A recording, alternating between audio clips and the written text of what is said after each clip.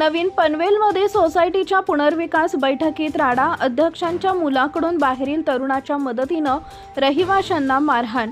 नवी पनवेल इथं जीर्ण इमारतीच्या पुनर्विकास बैठकीला हिंसक वळण लागल्याचं पाहायला मिळाले।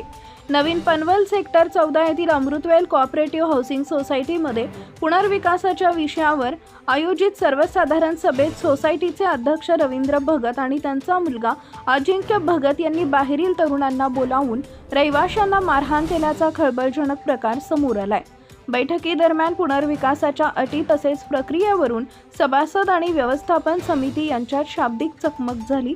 त्यानंतर या वादाचं रूपांतर धक्काबुक्कीत झालं। या वादादरम्यान सोसायटीचे अध्यक्ष रवींद्र भगत यांचा मुलगा अजिंक्य भगत यानंही काही बाहेरील तरुणांना सोसायटीत बोलावले।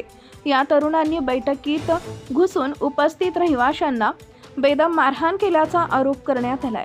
या मारहाणीत सोसायटीतील 2 जण जखमी झाले असून त्यांच्यावर रुग्णालयात उपचार सुरू आहेत। माझे नाव मयूर नाथा गावण, मी अमृतवेल ओनर्स असोसिएशनचा सदस्य आहे।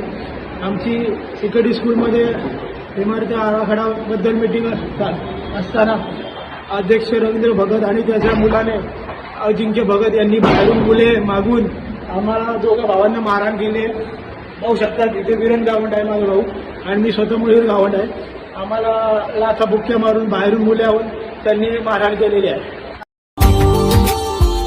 Subscribe now and press the bell icon. Never miss an update.